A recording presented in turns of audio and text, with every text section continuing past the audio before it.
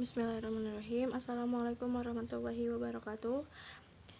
Dengan saya Laurina Salsalina Putri, mahasiswa Pendidikan Matematika semester 6 Universitas Muhammadiyah Sukabumi. Kali ini saya akan mempresentasikan hasil analisis saya, yaitu analisis COVID-19 yang ada di Indonesia. Nah, saya akan menganalisis COVID-19 di Indonesia ini dengan uji regresi linear sederhana dengan SPSS. Tujuannya untuk menguji regresi linear sederhana ini yaitu untuk menguji pengaruh satu variabel bebas terhadap variabel terikat. Jadi ada satu variabel bebas dan ada variabel terikat. Itu tujuannya. Yang kedua ada syarat uji regresi linear sederhana. Jadi untuk menguji regresi linear sederhana ini ada syaratnya. Yang pertama yaitu valid dan reliable untuk data primer. Yang kedua harus normal dan linear. Itu syaratnya. Yang ketiga yaitu dasar pengambilan keputusan dalam uji regresi linear ini dapat mengacu pada dua hal. Yang pertama membandingkan nilai signifikansi dengan nilai probabilitas 0,05. Yang kedua membandingkan T hitung dengan T tabelnya. Nah, yang pertama membandingkan nilai signifikasi dengan nilai probabilitas 0,05. Itu yang pertama, jika nilai signifikasinya itu harus lebih kecil dari 0,05, artinya variabel X itu berpengaruh terhadap variabel Y. Jadi kalau misalkan nilai signifikannya itu lebih kecil dari 0,05, artinya variabel X ini berpengaruh terhadap variabel Y. Yang kedua, jika nilai signifikansinya lebih besar dari 0,05, maka artinya variabel X-nya tidak berpengaruh terhadap variabel Y. Itu yang cara membandingkan nilai signifikasi. Yang kedua, membandingkan T hitung dengan T tabel. Jika nilai T hitungnya lebih besar dari T tabel, maka artinya variabel X-nya berpengaruh terhadap variabel Y. Itu untuk T hitung dengan T tabel yang lebih besar T hitungnya. Yang kedua, jika nilai T hitungnya lebih kecil dari T tabel, artinya variabel X tidak berpengaruh terhadap variabel Y. Di sini saya sudah menyiapkan data COVID-19 dari tanggal 29 Maret 2020 hingga tanggal 17 Maret 2020. Di sini saya akan pakai data yang per hari, yaitu di sini ada positif, ada kesembuhan dan ada kematian. Oke, kita masuk ke SPSS-nya. Di sini ada variabel view, kita tulis X. Nanti di labelnya kita tulis pasien positif. Nanti di sini juga ada variabel Y, kita masukkan satu-satu. Yang pertama kita masukkan yang kesembuhan dulu. Nanti kita masuk yang kematian. Kita uji dulu adakah pengaruh dari pasien positif terhadap kesembuhan, lalu ada pengaruh terhadap kesembuhan. Kita langsung kopikan datanya. Kita paste di sini. Nah, seperti ini kita masuk ke analisis, masuk ke regression, masuk yang linear. Nanti kita tulis, kita klik yang pasien positif ke yang independen dan yang kesembuhan di dependen. Kita pencet OK kalau udah. Nanti keluar hasilnya seperti ini.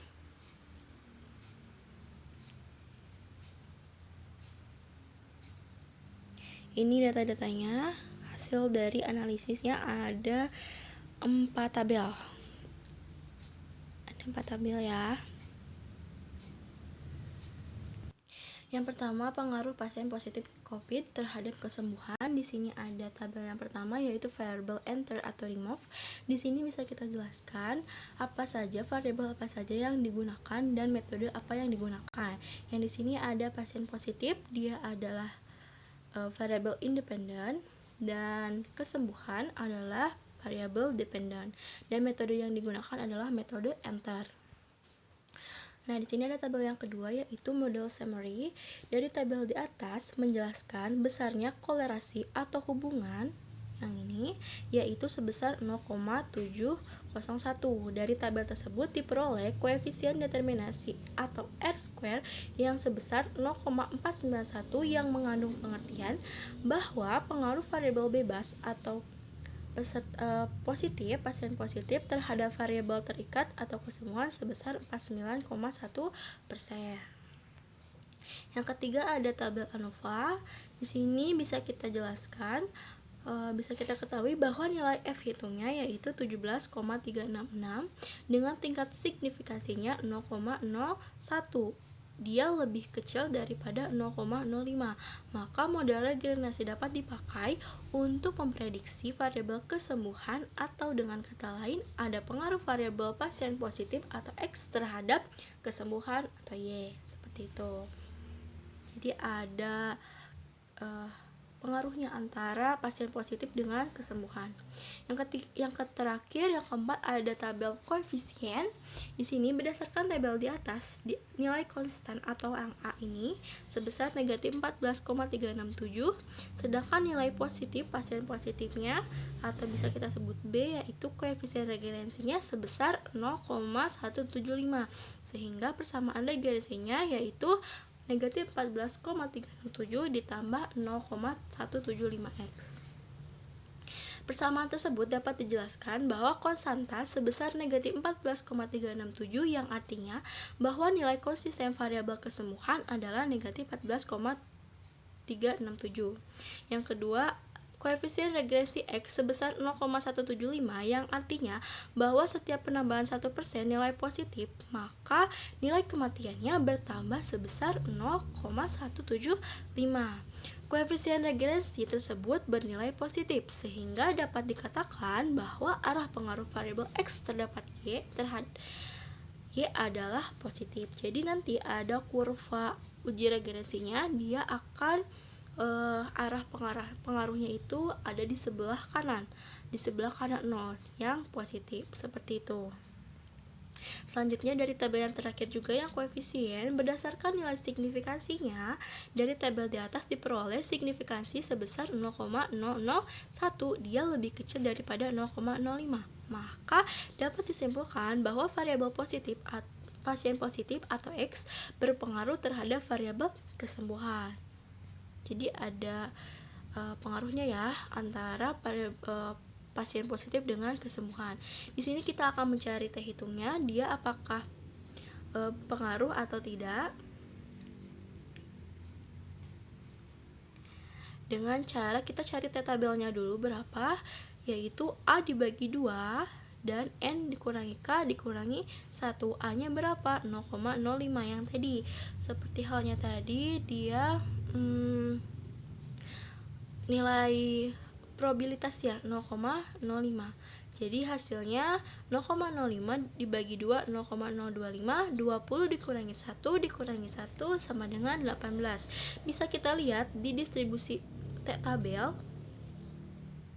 Maka berdasarkan nilai T dari tabel di atas diketahui T hitung sebesar 4,617 itu lebih besar. Yang ini T hitungnya daripada T tabel yaitu 2,101. Maka dapat disimpulkan bahwa variabel pasien positif atau X berpengaruh terhadap variabel kesembuhan. Nah, ini ada tadi kurva uji regresi linear sederhana untuk variabel pasien positif terhadap variabel kesembuhan. Di sini ada T tabelnya 2,101. Di sini ada T tabelnya 2,101 dan T hitungnya 4,167. Dia berada di kanan karena dia positif. Tadi kan udah dijelasin dia ada di sebelah kanan 0 karena dia nilainya adalah positif, seperti itu. Oke, yang kedua di sini ada data untuk per hari juga. Kita masukkan yang positif dengan yang kematian. Kita masukin lagi ke variabel view dulu. Seperti tadi kita tulis X untuk variabel pasien positif di labelnya.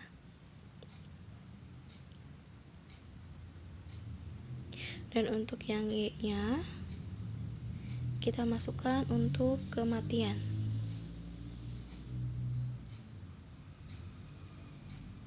Seperti ini. Nanti kita masuk data view, kita kopikan dulu.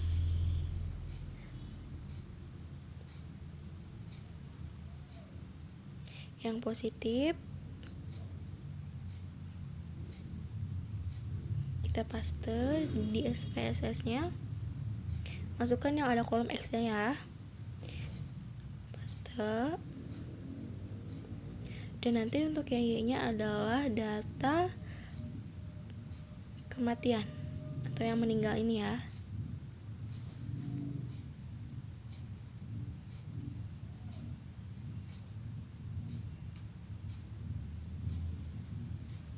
Masukin ke SPSS-nya, kita paste. Kalau udah selesai, seperti tadi kita masuk analisis yang di atas. Masuk regression yang linear dan tunggu hasil analisisnya. Seperti tadi juga, masukin pasien positifnya ke independen dan kematiannya masukin ke dependen. Lalu pencet OK. Ini hasilnya. Ada 4 tabel juga sama seperti tadi. Oke, masih loading. Nah, seperti ini ya. Ada 4 tabel.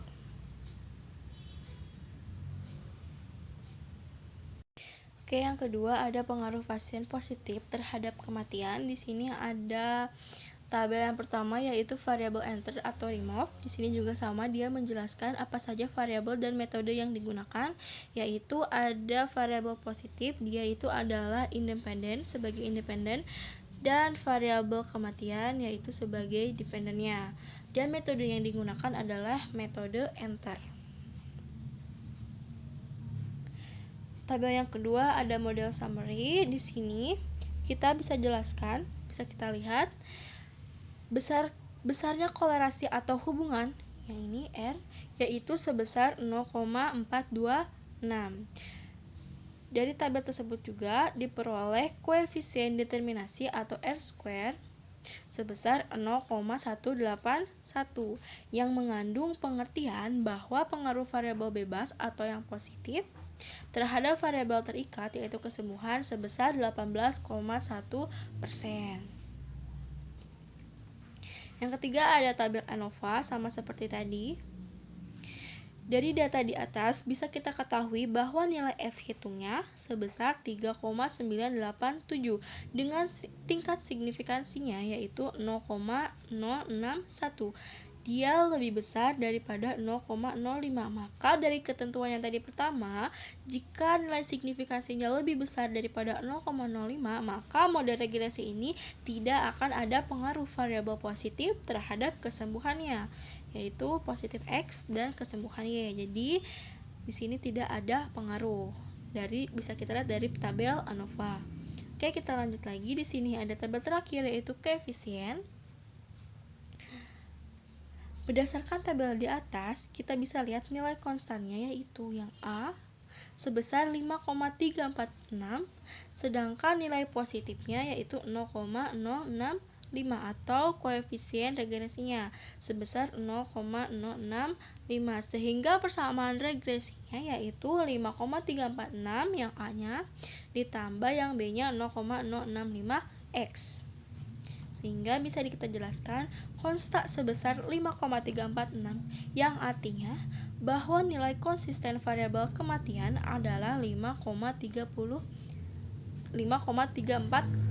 Itu konstannya. Yang kedua ada koefisien regresi X-nya, dia sebesar 0,065 yang artinya bahwa setiap penambahan 1% nilai positif maka nilai kematian bertambah sebesar 0,065. Koefisien regresi tersebut bernilai positif. Kita lihat di sini dia bernilai positif sehingga dapat dikatakan bahwa arah pengaruh variabel X-nya terhadap Y adalah positif. Berarti seperti tadi ya, kurvanya ada di sebelah kanan 0. Yang terakhir ada koefisien juga. Untuk menghitung T-tabel, berdasarkan nilai signifikasi dari tabel di atas diperoleh nilai signifikasi sebesar 0,061. Dia lebih besar dari 0,05, maka dapat disimpulkan bahwa variabel positif atau X tidak berpengaruh terhadap variabel kematian. Ini ketentuannya tadi yang pertama ya. Membandingkan nilai signifikansi, dia lebih besar, maka dia tidak ada pengaruh. Nah, sekarang kita akan menghitung T hitungnya, tapi kita akan membandingkan T hitung dengan T tabelnya. Kita cari dulu nilai T tabelnya seperti tadi. A-nya adalah 0,05 dari nilai probabilitas 0,05. N-nya adalah jumlah datanya ada 20. Jadi hasilnya adalah 0,025 dan 18. Bisa kita lihat juga di T-tabel tadi, nilainya yaitu 2,101. Nah, berdasarkan nilai T dari tabel di atas, diketahui T hitungnya adalah 1,997 dan T tabelnya adalah 2,101, maka T hitungnya lebih besar daripada T tabelnya. Maka dapat disimpulkan bahwa variabel positif atau X tidak berpengaruh terhadap variabel kematian. Nah, ini kurva uji regresi linear sederhana untuk variabel positif terhadap variabel kematian. T tabelnya yaitu 2,101 dan T hitungnya adalah 1,997. Dia lebih kecil daripada T tabelnya, maka di daerahnya adalah area tidak berpengaruh, tapi dia ada di sebelah kanan 0 karena dia positif. Terima kasih atas perhatiannya. Cukup sekian. Maaf bila ada kesalahan. Wassalamualaikum warahmatullahi wabarakatuh.